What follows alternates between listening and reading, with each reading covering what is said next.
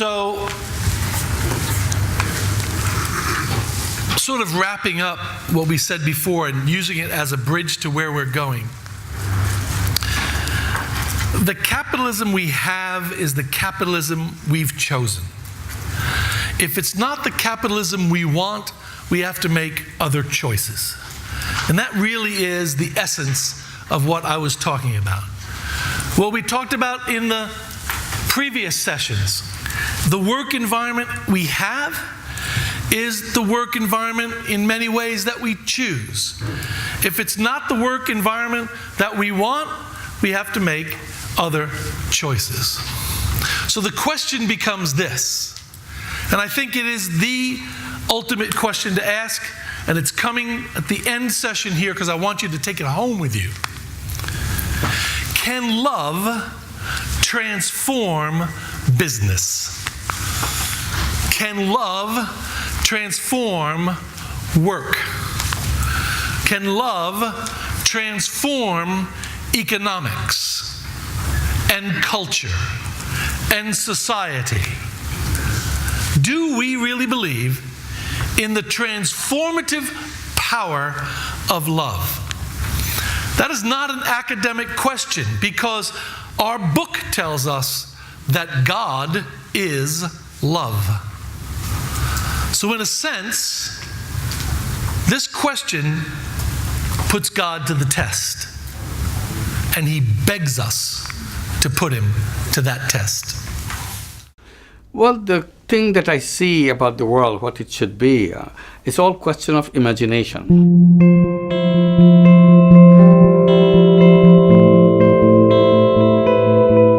If we imagine today what kind of world we want, and that's the world will be created. Everybody has the freedom to imagine in his or her way. My imagination is we want to create a world which will be absolutely free from poverty.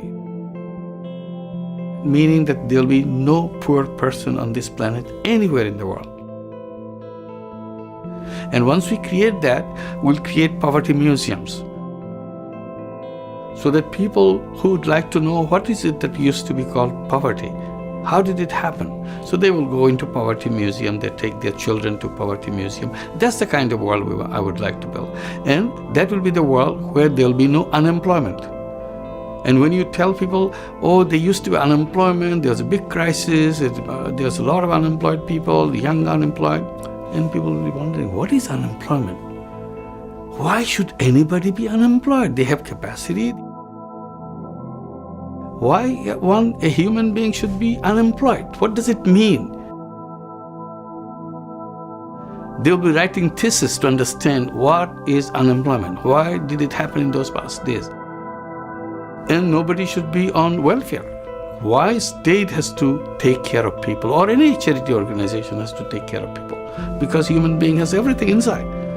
How come we couldn't provide the facilities so that you can bring those capacities and contribute to the world? And we would want to create a world where there will be no unnecessary deaths. We pride of our technology, we pride of our knowledge. Simple thing.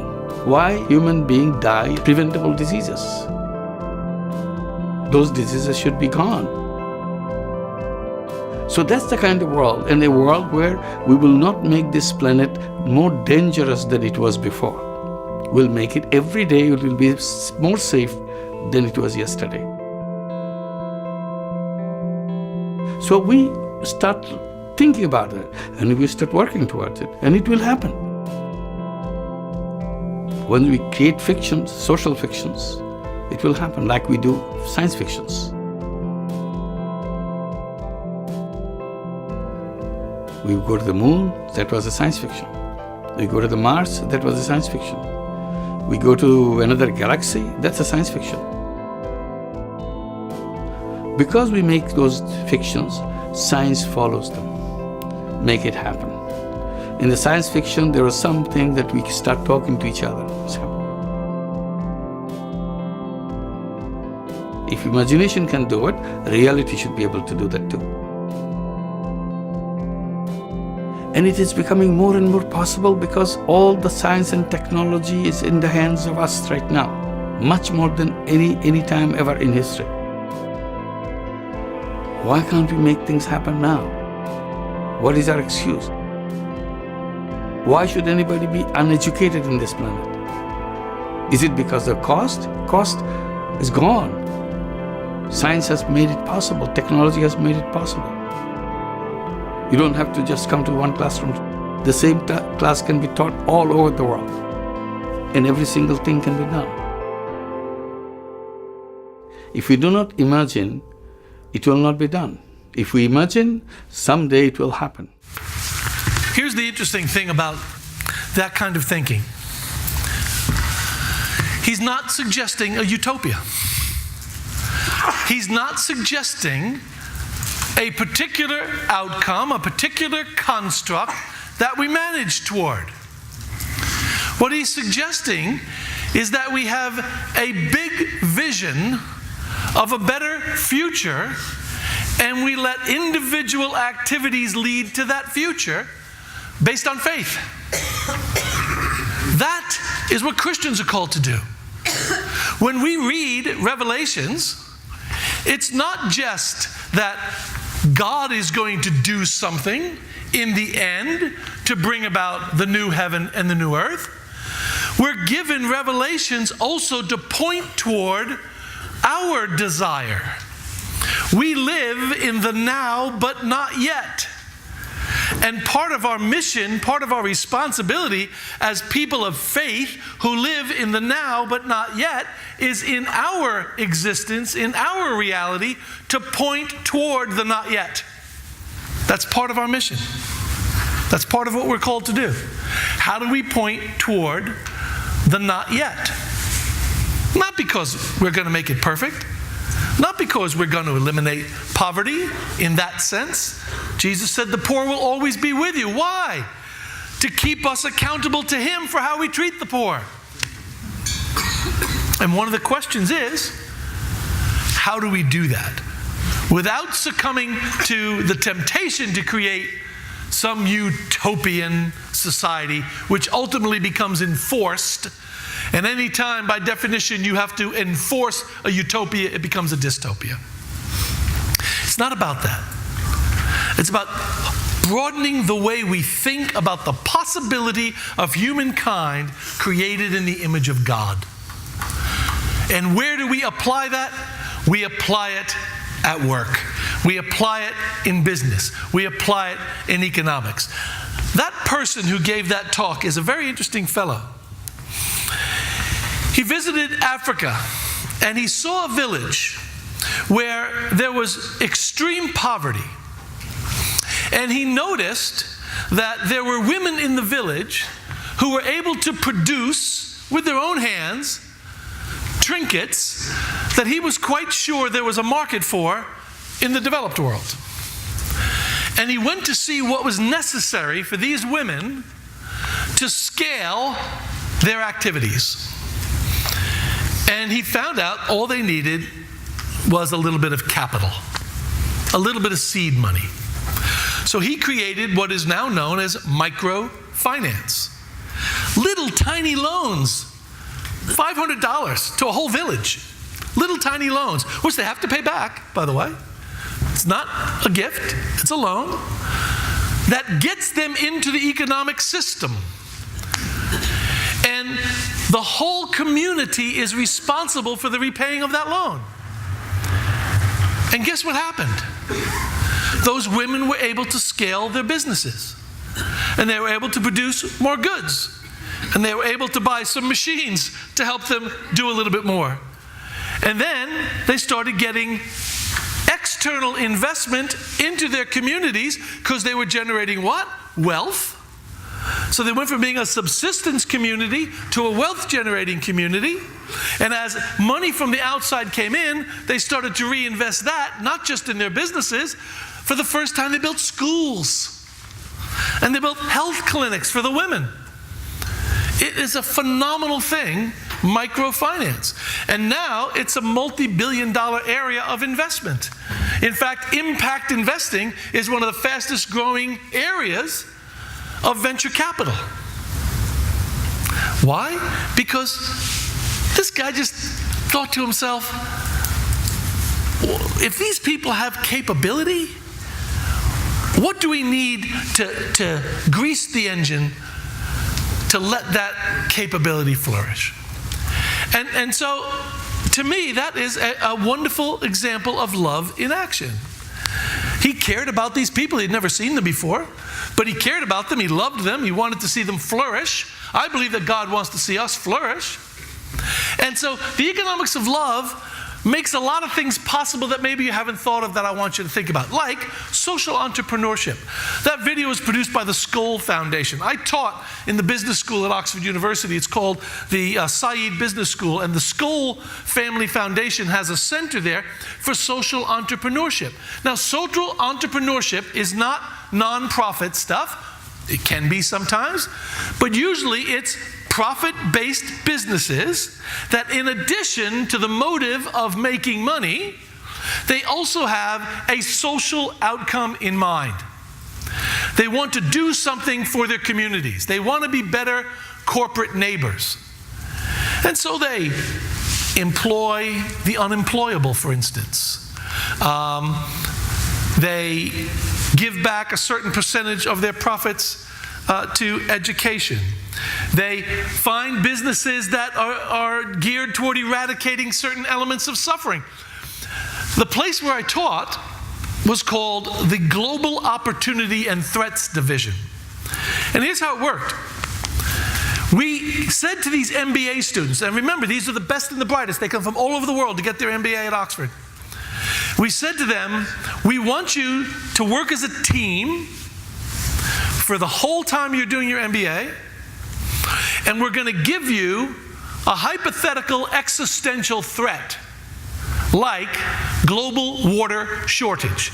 Most of you probably don't realize there's a big shortage of potable water in the developing world. Huge.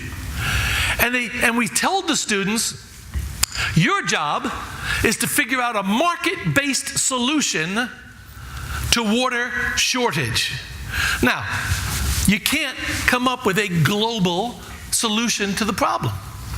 But if enough entrepreneurs get together with really creative ideas, what we call design thinking, you can take a particular item and you can say, we're going to address this particular area of water shortage, of non-potable water, and we're going to come up with a market-based solution to fix that. And they did it. And it was phenomenal to see the ideas some of these people came up with. You wouldn't believe how creative they were. But that's what social entrepreneurship is. That's something, in my opinion, that churches should be involved in. Every single one in Richmond, most of the people in this room, probably go to church in an area of Richmond where maybe there's not a lot of social difficulty and economic depression. But there are places in this community where there is. So you don't have to do this stuff in Africa or India or Asia. You can do this stuff right here in Richmond. What a witness for the gospel of Jesus Christ for churches to become microfinance, social entrepreneur centers in order to bring human flourishing through the positive use of capitalism and markets to help alleviate poverty. I think that's love in action. That's part of it. Corporate social responsibility is another part of it. You know, press your companies to be virtuous companies. Public-private partnerships. One of the most damaging concepts we have is that we think private enterprise and governments can't work together. That's nonsense. Private enterprise and governments, there's no reason why they can't work together. Not if they have a common goal. Faith-based enterprises. All of these things. These are all opportunities to see love in action in economics. But there are also more personal things that every single one in this room can do where they are now, where they are today. And it goes right back to 1 Corinthians 13 and Ephesians 6. Right back to these things. And that is love, joy, peace, patience, kindness, goodness, faithfulness, and love is patient, love is kind, love doesn't keep right and wrongs, right? We know it. We can say these verses in our sleep. The question is, do we bring them to work with us? And I would guess most people don't. So the first challenge I have for you is patience as a virtue at work. I can tell you right now that it is a requirement for any person who wants spiritual maturity that they need to exercise patience. It's a spiritual discipline. And here's why it's important at work. Who is it that you're impatient with at work? Think about this. Who is it that you're impatient with at work? People who are slow, right? Or the people who don't seem to care, or the people who don't get it, or, those are the people we lose patience with, right? Well, the Bible says love is patient. So instead of dismissing those people, instead of writing those people off, instead of complaining about those people, love says that we should be nurturing those people. We should be investing in those people. We should be mentoring those people. Why? Because those people are created in the image of God. And if we dismiss them because of their incompetence, we aren't being Christian, in my humble opinion, in the workplace. So patience is really, and just think about this. I get to this, understand something. This is not a theologian talking to you now. This is a guy who had thousands of people work for him over the years. It's the most expensive thing in the world to fire somebody, because you got to replace them, right? And you got to hire someone and retrain them, etc. It's good economics to invest in people who need patience. And sometimes you have to reassign them. I had a situation, I had a guy, he was with the company a long time, and again, I was brought in from the outside. Took over the different business than what I was talking about before. I was brought in from the outside to, fix it.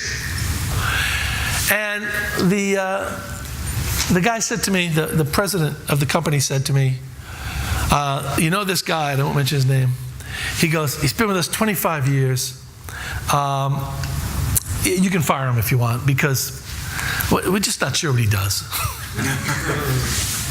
And I thought, well, why did you have him around for 25 years? Not sure what he does. And I said, well, I'll get back to you. So I spent time with this guy. And you know what I found out? The reason why he wasn't productive? He was in the wrong job. They knew what his interests were. They knew what he loved. They knew what he was good at, but they had pigeonholed him in this job. I took him out of that job. I put him in in fact, I created a job just for him because he was so good at it. And everybody benefited. That's just an example of patience at work. And kindness at work. I don't know how many of you people work in workplaces where there's an abundance of kindness. It's been my experience that there isn't very often an abundance of kindness at work. And you know why? Because we're all under stress, right? We're all under stress. Overstressed, underpaid. That's most of our experience. So what happens? What's the first thing to go? Kindness is the first thing to go. But the fact of the matter is, the gospel requires us to be kind at work. And kindness is not merely the absence of malice. Kindness is being intentional about loving the other.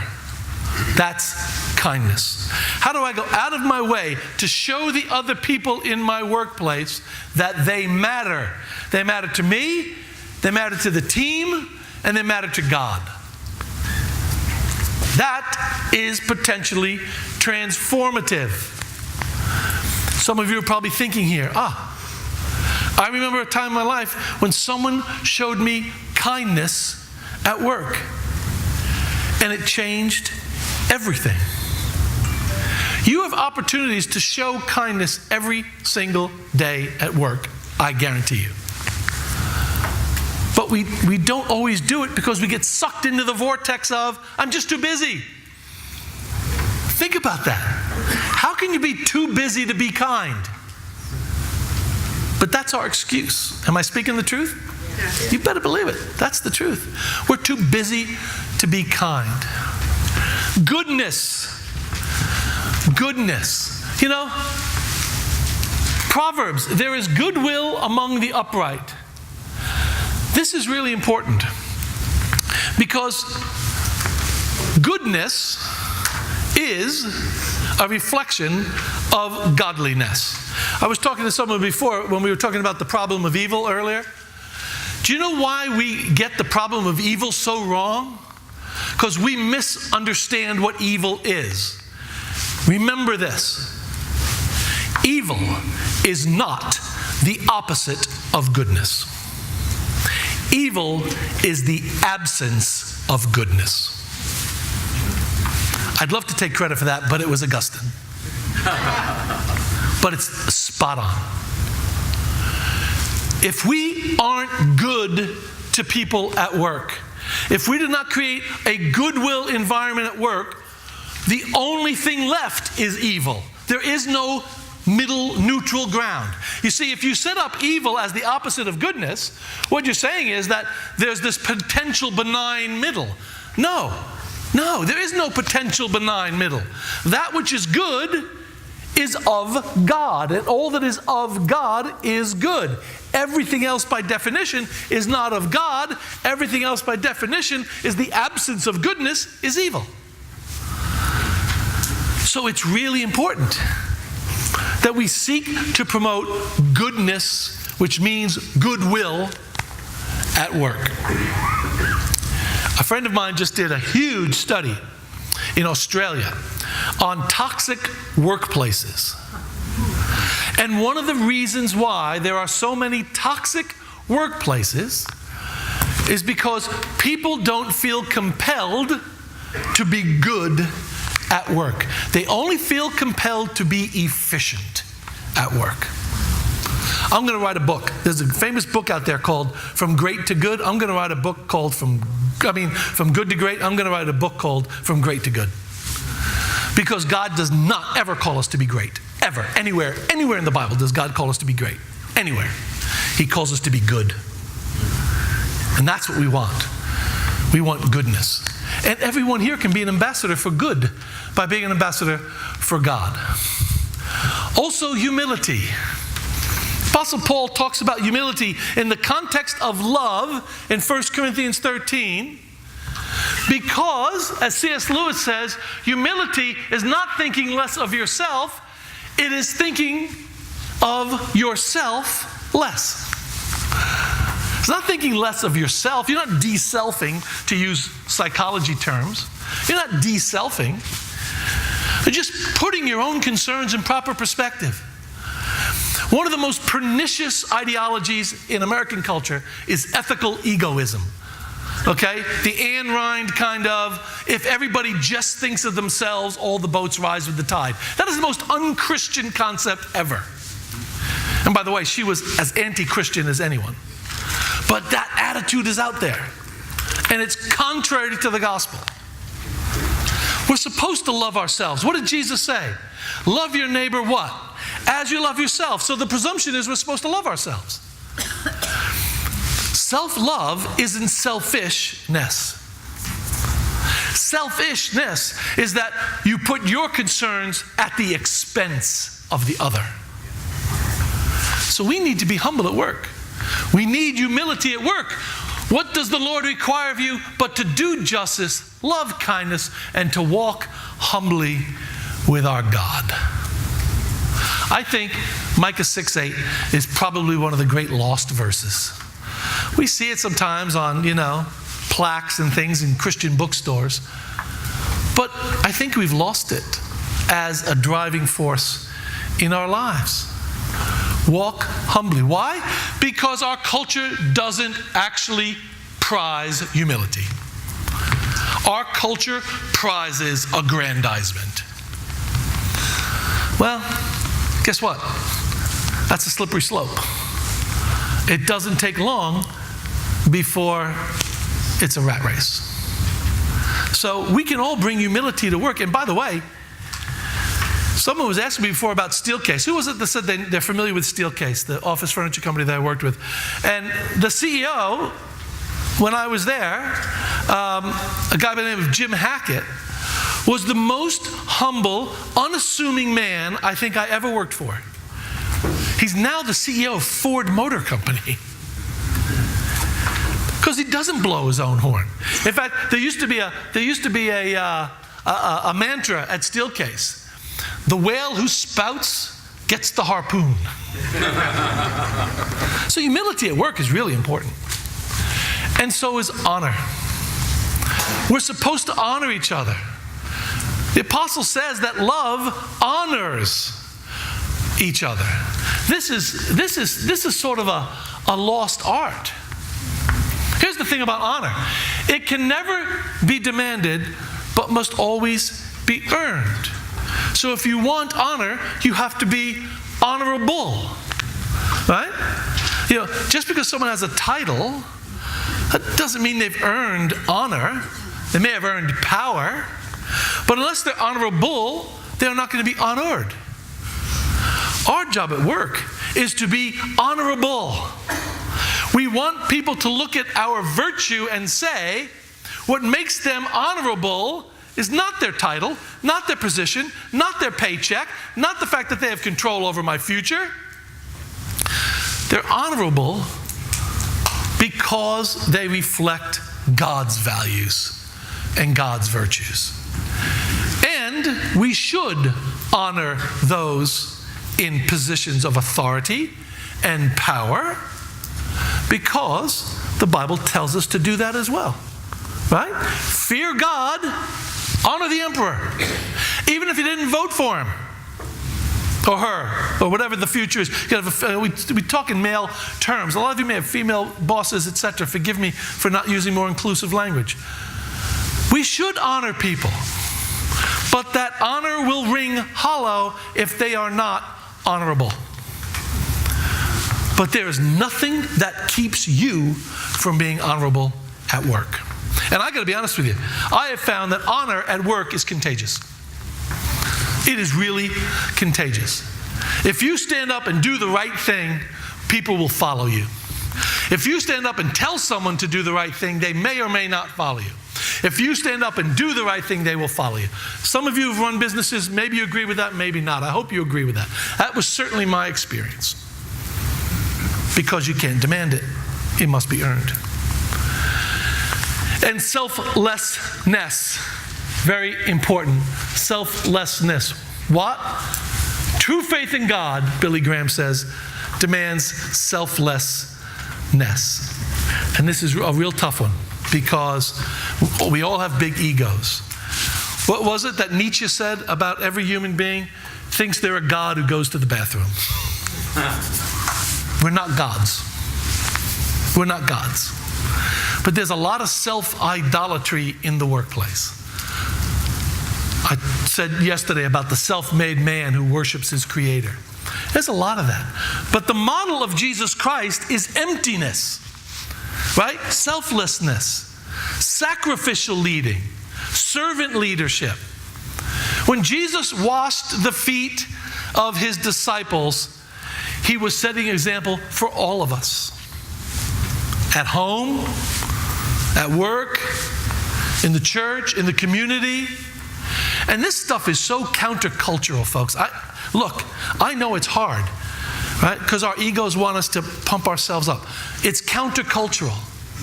But it's what we're demanded to do. And just think of how much better your witness would be if you were selfless at work.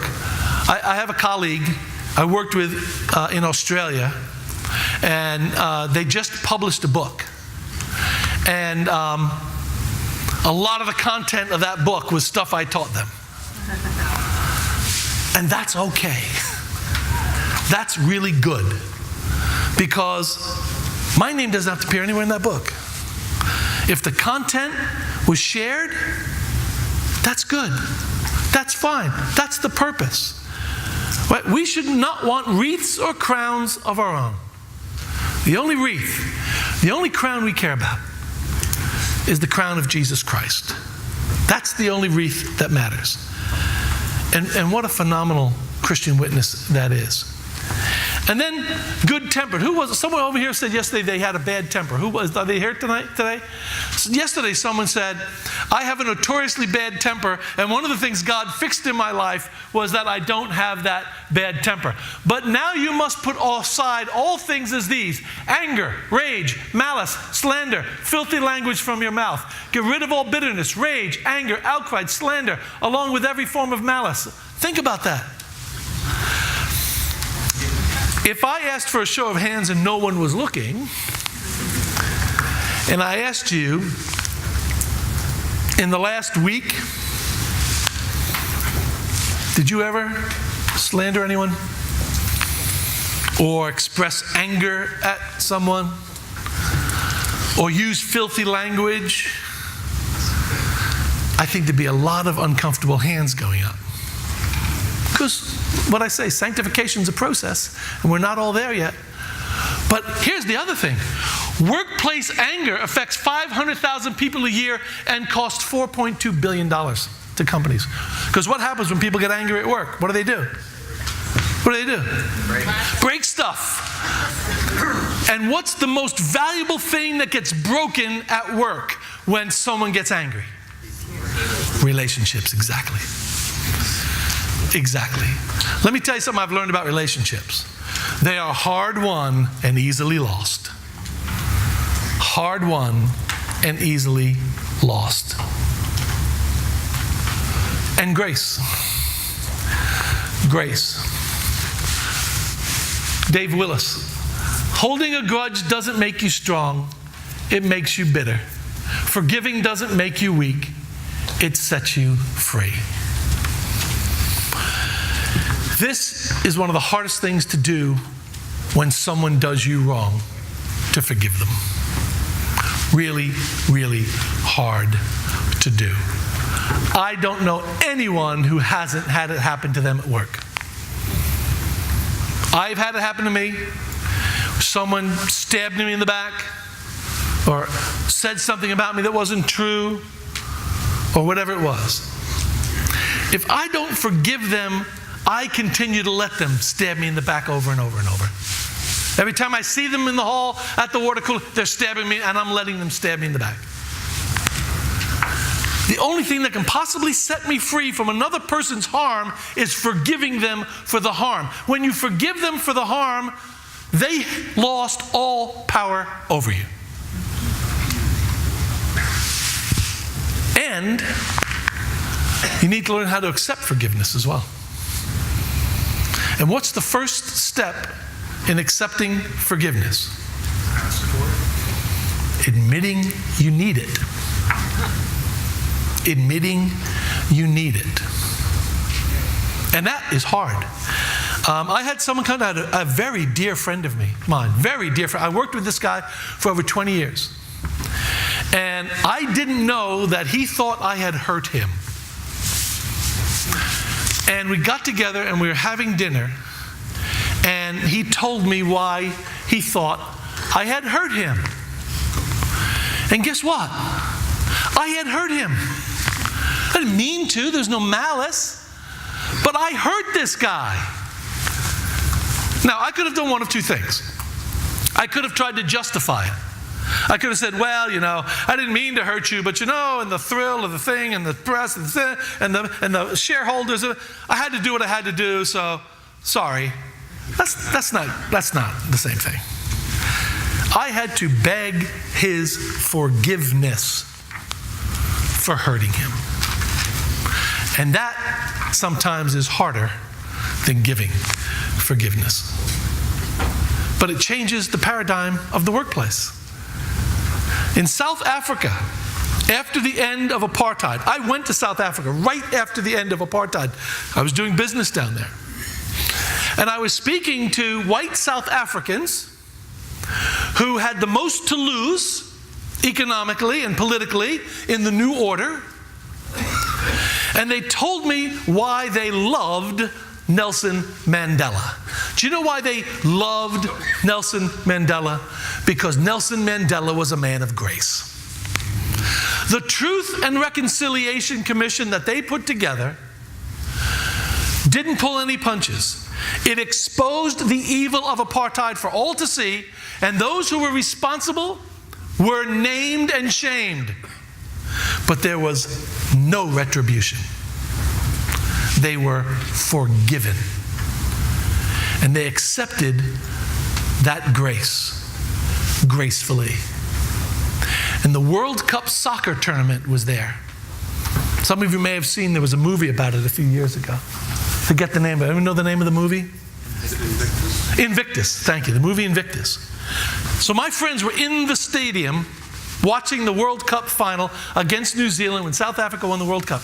And they said, when Nelson Mandela walked into that stadium, every man, woman, and child, and it was 98% white, stood up and chanted, Nelson, Nelson, because they had all benefited from his grace. It's a very powerful thing. And this is my favorite Mark Twain quote. If you tell the truth, you don't have to remember anything.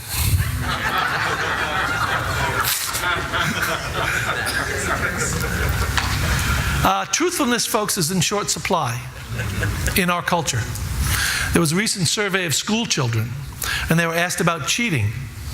Was it morally right or wrong? And the majority of students said, it's okay if you don't get caught. And someone just gasped. I don't blame you. It is something to gasp about. So, what happens when that happens in the workplace? Most people don't understand that in order for business to work, in order for economic systems to work, there must be a presumption of truth-telling. Right? Business intercourse cannot happen without a presumption of truth-telling. And what does God say? God detests what? Dishonest scales and bribes.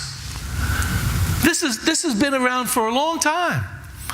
And if any of you have ever read Max Weber's book on capitalism in the early 20th century called The Protestant Work Ethic, it worked because entire communities of business people were honest with each other, and they formed societies, and the young people who came into the businesses were trained in the ethics of truth-telling in their businesses. And if somebody broke the rules, if someone got caught cheating, they were ostracized from the community. It's so easy for us to get sucked into this, and I got to tell you something. It's insidious, and it's dangerous, because groupthink takes over when the truth hurts. I'll give you an example. Airbus makes the biggest commercial airliner in the world. It's called the A380. I've flown on it. It's a monstrous double-decker airplane. It is driven by 4 huge Rolls-Royce engines. Those Rolls-Royce engines were never made ever before for any plane, because no plane that size was ever designed before. And Rolls-Royce had a contract with Airbus, and Airbus had a contract with Qantas Airlines. And there were penalties imposed if you missed your deadlines. And Airbus went to Rolls-Royce and said, excuse me, where are the engines? We need to deliver this first plane to Qantas. They're going to fly this plane from Singapore to Sydney, Australia. We need those. And the folks at Rolls-Royce, right? A company you think of in terms of absolute quality. They sat around the table and they made the conscious decision to lie about the quality of some of the parts that went in the engine, and that first A380 Airbus on the way from Singapore to Sydney had to turn around because one of the engines seized in the middle of the flight. It could have cost every person on the airplane their life, and a friend of mine was on that airplane. A group this big of people sat around a table and decide purposefully to lie, to say the parts that we got in from our supplier meet the specs. They knew those parts didn't meet the specs. They still put those parts in the engines. The engines got delivered to Airbus. Airbus sent it to Qantas, and 780 people almost lost their lives. The stakes are very high when it comes to truthfulness at work. And stewardship. Stewardship at work. I had an argument, not really an argument, but I try to teach these things to my own kids, right? And my daughter said to me the other day, she said, hey, Dad, I haven't spent my whole expense account this month, and my boss says, spend it, because if you don't use it, you lose it. So she said, do you want to come have lunch with me? I said, that's not really ethical. She goes, no. You don't understand. My boss said, use it, because if you don't use it, you lose it. That is bad stewardship. It's a perverse mentality. My response to her was, maybe you should lose it because you don't need it. Yeah. Right? Yeah. But how often do we think about stewardship at work? And how many people in this room, especially if you've ever done work with government contracts, right? It used to be that companies that were suppliers to government contracts used to get really, really big orders at the end of the fiscal year. Why? Because those government departments wanted to use it so they wouldn't lose it. Well, guess what? That's your money. That's my money. That's money that could be spent on something else. Stewardship is really important. And trust. I think what we say on our money is truly one of the most ironic statements there is. You tell me in what way the United States government trusts God. I don't want to be cynical here. But, what is trust? What is trust? Trust is something that has to start from the top down and go from the bottom up. It's got to be a two-way street. It also has to cut across the lines laterally. If I can't trust you to do the right things, then every single fiduciary relationship we have fails. And let me give you an example of the single largest fiduciary failure in human history just happened a few years ago. How many of you are familiar with the LIBOR scandal? L-I-B-O-R. Okay. For those of you who aren't familiar with the LIBOR scandal, let me tell you what the LIBOR scandal was. The London Interbank Overnight Rate, that's the acronym, L-I-B-O-R. The London Interbank Overnight Rate is the amount of interest that is charged from one bank to another bank overnight. Most people don't realize that banks, because we use a fractional banking system, don't carry sufficient assets on a daily basis to cover their cash needs. So what do? They borrow from each other. And when they borrow from each other, they charge each other an interest rate. And that interest rate is between Bank A and Bank B. However, there are millions of other debt contracts, like your mortgage and your credit cards and your invoice financing at work, all these debt instruments, they're usually based on a formula which comes out of London called the London Interbank Overnight Rate. And here's how it works. 12 banks call into a central number, and they tell them the number they're charging other banks that night. And the person on the other end of the phone takes all 12 pieces of information, throws out the two high ones, throws out the two low ones, and then combines the middle one and creates this aggregate called the London Interbank Overnight Rate. And trillions of dollars in debt instruments are based on that rate. A handful of those 12 people decided a few years ago, let's rig the rate. And they did. And I'm happy to say it was one of the few times people went to jail. People at Barclays Bank and NatWest Bank and Citibank, there was a handful of this very high-end group. And these people that made the decision weren't in the boardroom. They were 3 levels below the board.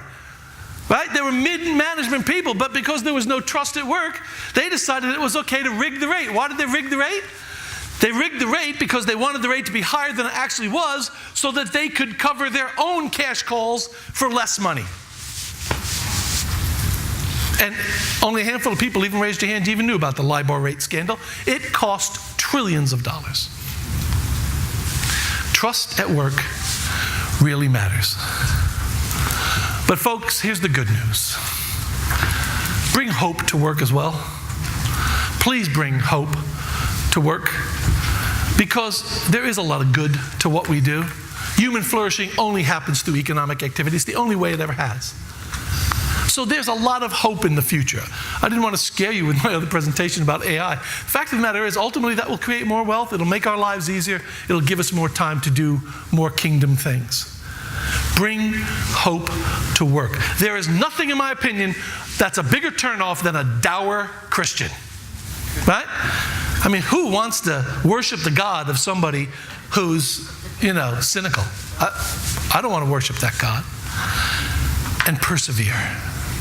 Don't give up. Please don't give up. I love this quote from Martin Luther King. If you can't fly, then run. If you can't run, then walk. If you can't walk, crawl. But whatever you do, have the motivation to keep moving forward.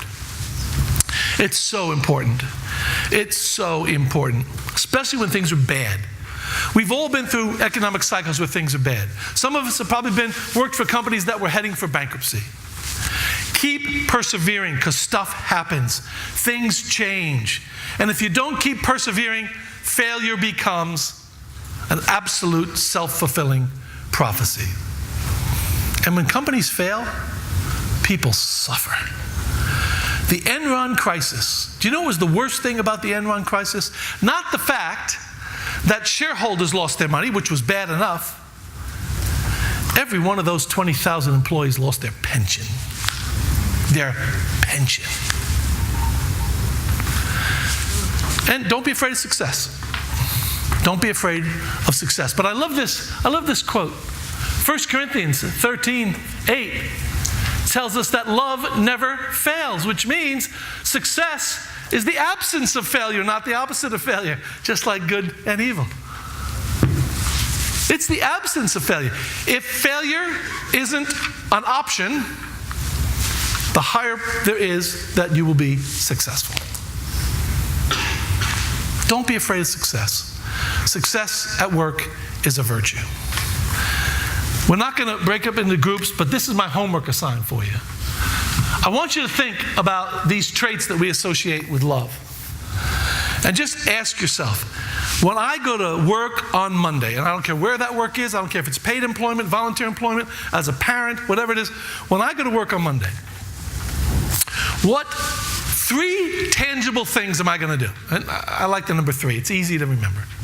What 3 tangible things am I going to do to reflect God's love in my life, in my workplace? First, to make it less toxic.